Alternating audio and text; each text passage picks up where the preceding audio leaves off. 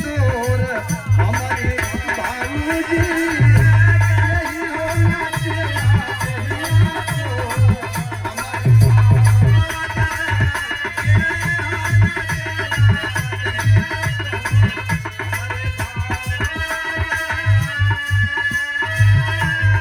एकरा जवाब रहल का जवाब रहल तक्का धाका बसुरिया बजे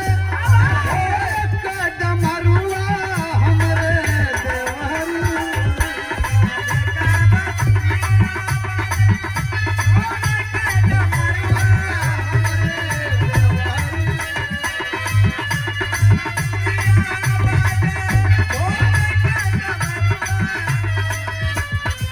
ना चले हो दहिनिया देहिया तोर हमरे देवर ना चले दहिनिया देहिया तोर हमरे देवर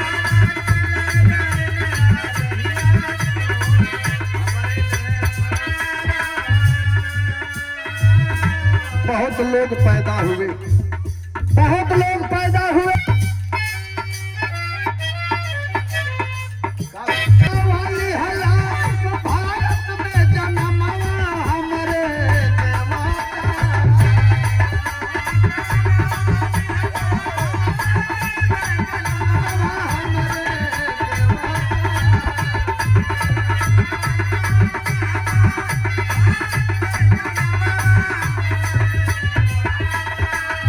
कवने हो नगरिया भइले सोर हमरे देवता कवने हो नगरिया भइले सोर हमरे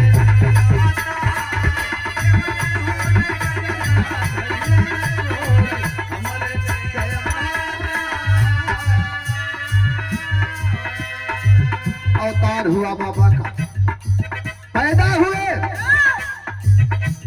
आज के जमाने में प्रमाण मिलता है कि बाबा 14वां रतन के रूप में आए थे, वो जमाना रहो। आज के जमाने में लाइन बताओ सिक्का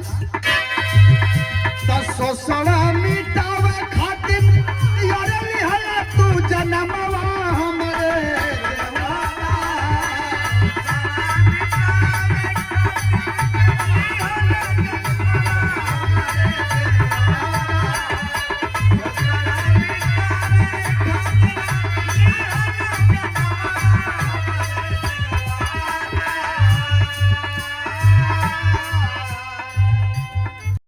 मिटावे खातिर लेहला तू जन्मवा हमरे देवता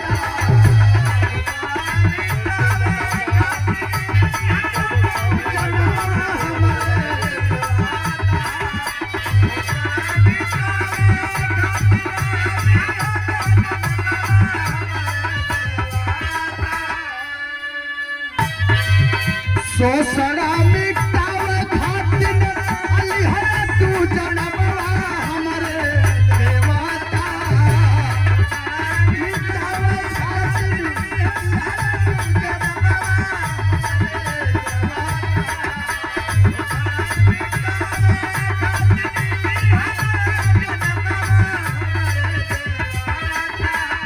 भारत के नगरिया भइले सोर हमरे देवता भारत के नगरिया भइले सोर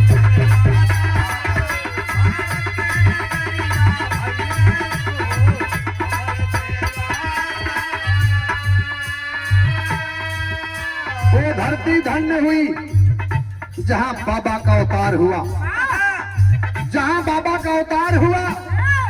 वो धरती कौन रहल बहुत दूर मत चल के चलिएगा, चलिए मध्य प्रदेश इंदौर जिला में वो स्थान कहाँ जहाँ बाबा पैदा हुए। लाइन बताती है क्या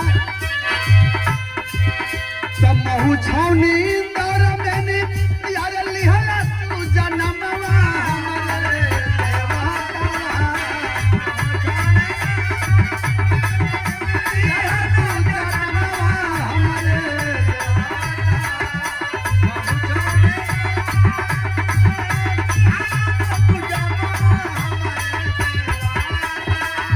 माई भीमा बाई किसो हमारे देवता माई माई कह किसो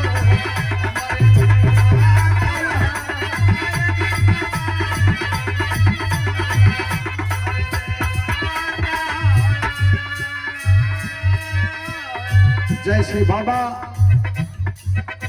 माई भीमा के गोश से पैदा हुए 14वां रतन के रूप में जौने सो बाबू राम जी राव लीलाट के देखलन हो ये भैया सोचा लगलन कि बेटा हमारा बड़ा तेज है।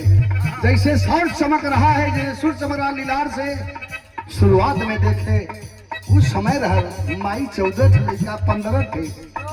आज के जमाने में प्रेमशिला जी दूर के बाद सरकार में बड़ी दिक्कत होती है। संजय भाई अरविंद बाबू दिक्कत है का 2 महीना भयल चले के उधर साथ सोनोग्राफी करा जाए, सही है ना शिवदन बाबू। आज अब सोनोग्राफी हो गई, हम डॉक्टर जुगाड़ लगाओ कल भाई ठीक तो है लेकिन थोड़ा बच के रहिएगा, काम हम कम मत करिएगा। बिलावरा गांव बड़ी दिक्कत है, बिलावरा मत गई ए भाई। प्रेमशिला जी सुन ला, बिलावरा मत क्या बड़ा जोर लगेला, खैर कोनो दिक्कत तोहरा के नहीं हो। और ये मारे 3-4 महीना हो गए या 30,000 हज चली। वो समय रहल, वो जमाना रहल, माई पीसत रहे कुटत रहे, भगवान बेटी बेटा देते। क्या बात। चले स्कूल में पढ़ाई करने के लिए बाबा आगे बैठे, हटा दिया गया, समार का बेटा आगे आगे पीछे जाओ। बाबा थोड़ी पीछे गई, वहां से ब्राह्मणवादियों ने पीछे हटा दिए, बाबा पीछे चले गए। पढ़ने वाला होगा तो कहीं भी पढ़ लेगा। बाबा पीछे लाइन में बैठते थे और पढ़ाई करते थे। लेकिन एक बात बता दो, दुखद बात क्या रही, बाबा जब चले जाते थे विद्यालय से घर पे तो उस जगह को झाड़ दिया जाता था। ये चमार का बेटा बैठ रहा है, ये मनवादियों की व्यवस्था थी, ब्राह्मणवादी व्यवस्था थी, गौर करिएगा। लेकिन बाबा ने पढ़ने का काम नहीं छोड़ा, पढ़ने का काम नहीं छोड़ा। प्रमाण मिलता था कि बाबा रात को कोली में बैठ कर ही पढ़ाई करने का काम करते थे। लाइन बताती है क्या, छुट जाना घिरा कर यार मास्टर पे ही बनवा।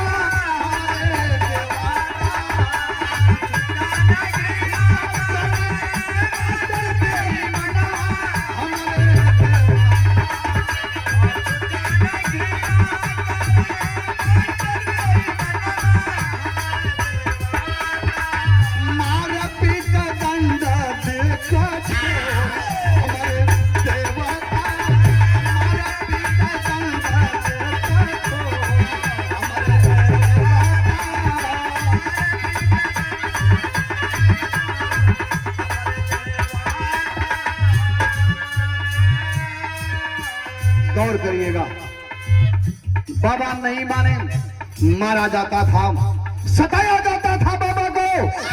लेकिन बाबा ने कहा नहीं, मुझे कुछ करना है, मुझे कुछ करना है। बाबा नहीं माने। एक बार बड़का भैया बाबा चल रहे ननिहाल, वो जमाने में बैलगाड़ी से बैठ के जाते रहलन। गौर करिएगा प्रेमशिला जी, प्रेमशिला जी गौर करिएगा, ये लाइन बता रहा हूँ। बाबा बड़का भैया बैलगाड़ी से जा रहे थे, थोड़ी दूर पहुंचे तो गाड़ीवान बोला कहाँ जाओगे? बाबा ने कहा मेरा ननिहाल बगल में है, वहीं जा रहा हूँ। क्या तुम्हारा नाम है? बाबा ने बताया मैं शूद्र जात का हूँ। गरीबान धक्का दे दिया गाड़ी से, बाबा गिर गए,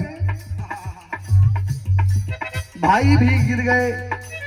साला चमार का बेटा मेरी गाड़ी पर बैठ गया, मेरी गाड़ी अछूत हो गई। ये व्यवस्था थी, ये व्यवस्था थी, ब्राह्मणवादी व्यवस्था थी साथी। बाबा ने कहा नहीं, मुझे कुछ करना है। बाबा पैदल ननिहाल पहुंचे और जब खबर लगी बड़ौदा नरेश को, उन्होंने ऐलान कर दिया पढ़ने जो बढ़िया होगा मैं अपने पैसे से पढ़ाऊंगा। बाबा को बुलाया गया, बाबा पहुंचे, इंटरव्यू हुआ, बाबा ने कुछ बताया।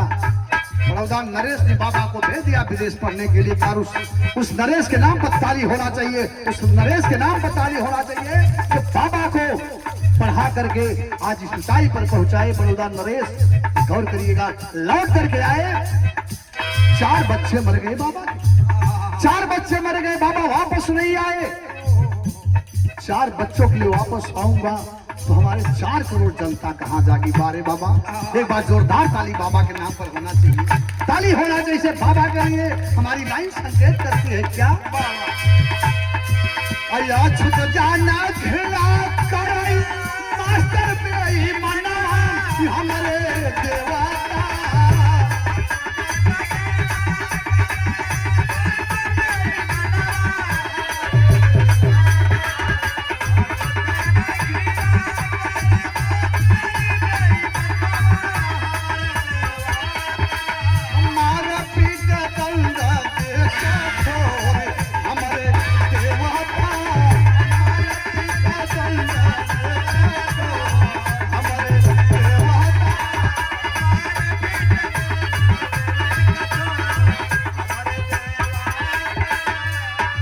गौर करिएगा, बाबा 17 डिग्री लेकर के वापस आए हिंदुस्तान में। एक बात बताना चाहूंगा, बाबा बलिस्टर बन करके जब आए, पहुंचे दिल्ली हाई कोर्ट में, लोगों ने देखा ये वकालत करने आ गया चमार का बेटा।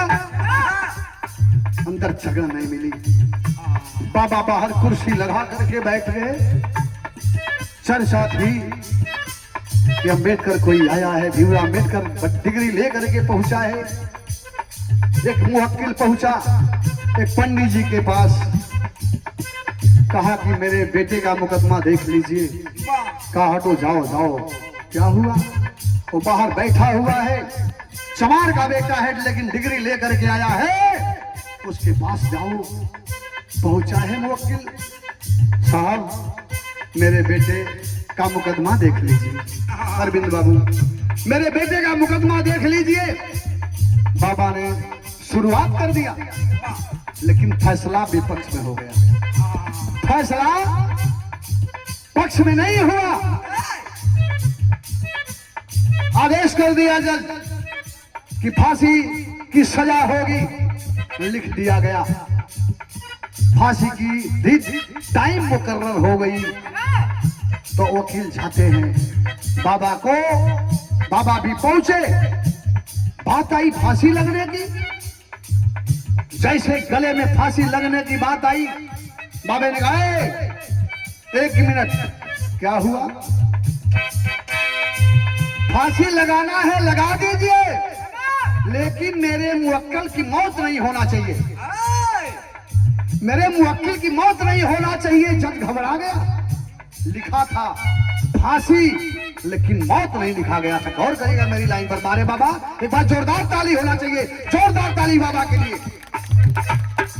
बाबा ने सवाल उठाया, फांसी की सजा दी गई है लेकिन मेरे मुवक्किल की मौत नहीं होना चाहिए। घबरा गए। ये है बाबा भीमराव अम्बेडकर जी, ये है डिग्री। बच गया, उस ब्राह्मण का बेटा फांसी से बच गया, बाबा के पैरों में गिर पड़ा, हाहाकार मच गया। भीमराव अम्बेडकर भीमराव में यही बाबा जी हैं। तब से लिखा जाता है फांसी में बाबा की देन है। फांसी के बाद सजाए मौत लिखी जाती है, तब जाके फांसी होती है, ये बाबा की देन है। गौर करिएगा मेरी लाइन संकेत करती है क्या? आया लॉर्ड वाइस अंग्रेज का शासन चल रहा था, लॉर्ड वाइस अंग्रेज का शासन चल रहा था। ऐलान कर दिया हमारे हिंदुस्तान में अगर कोई संविधान बना करके दे देगा, हिंदुस्तान छोड़ के चले जाएंगे। महात्मा गांधी जी धोती लपेट के मूछी नीचे गिराए लगल, मुड़े नीचे गिरा के सोचे लगल कि संविधान बनाई। पीएम प्रथम प्राइम मिनिस्टर जवाहरलाल नेहरू जी, पंडित जवाहरलाल नेहरू जी घबराए लगल, अब क्या होगा? बाबा भीमराव अम्बेडकर जी पहुंचे, क्या हो गया? महात्मा गांधी जी दिमाग काम नहीं कर रहा है, संविधान कौन बना करके देता? अंग्रेज का ऐलान हो गया, बाबा मुस्कुराने लगे, बाबा मुस्कुराने लगे। क्या कर रहे हैं आप? एक चमार का बेटा है, एक चमार का बेटा जिंदा 17 डिग्री लेकर के आया हूं और संविधान का मजबूर मात्र 24 घंटे बना करके तैयार कर दिए। महापुरुष है। जोरदार ताली होना चाहिए मेरे भाई ऐसे महापुरुष के लिए। और 24 घंटे में सुधारे बड़ी टाइम लगल, लेकिन अगर आजाद हुआ हमारा तो केवल चमार नहीं हिंदुस्तान आजाद हुआ। बाबा को पूजा पूरे दुनिया को करनी चाहिए, लेकिन हमारा चमार 14 अप्रैल को खाता नहीं है और पहन करके बाबा के लिए चलता है। ऐसे भाइयों के लिए बहुत बहुत सलूट करता श्याम सुंदर चौहान। गौर करेगा, मेरी लाइन संकेत करती है क्या? तब मिलल पाया जाति जब अरे बनौला संविधानवा हमरे देवा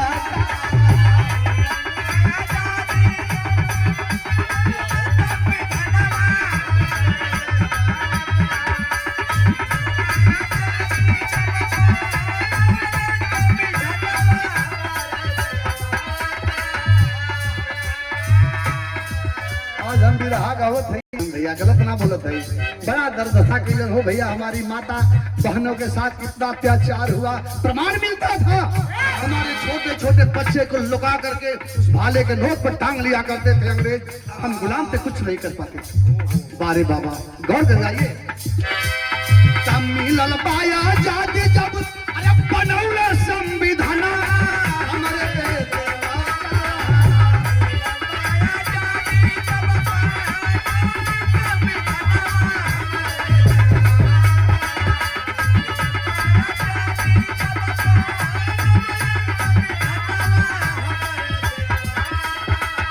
गुलामी का तोड़ी देहला डोर हमारे देवता। गुलामी का तोड़ी देहला डोर हमारे देवता। गुलामी का तोड़ी देहला।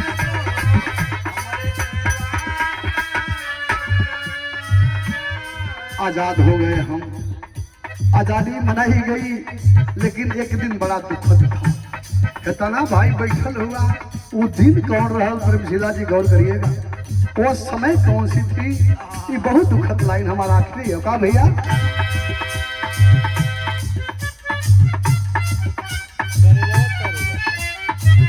6 दिसंबर 56 के लिए 1891 + 9 बाबा होते तो आप कुछ और होते, लेकिन बाबा जी बहुत कम समय में चले गए। हमारी लाइन संकेत करती है क्या? 6 दिसंबर 56 के दिन यार हो गई सपना हमारे देवता।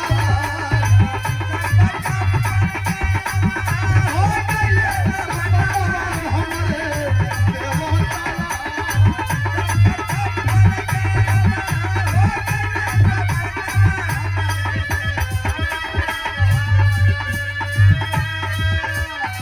भगवान दिन क्यों ला दिए आप?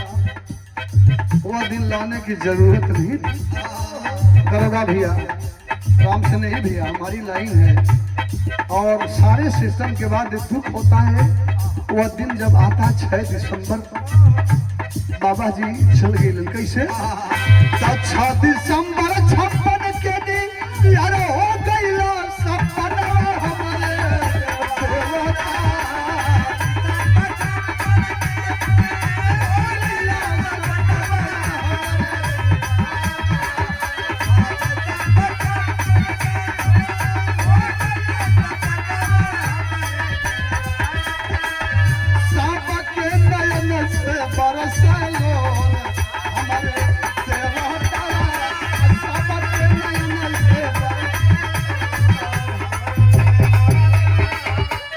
शिक्षा जरूरी है। शिक्षा वो शेरनी का दूध है, जो पिएगा वो गुर्राएगा। वो दम है कलम में। अगर कलम न होती, बाबा के पास शिक्षा न होती, तो पंडित के लड़का फांसी पर झूल गए। बारे बाबा हमारी लाइन है क्या? 6 दिसंबर 56 के दिन हो गई सपना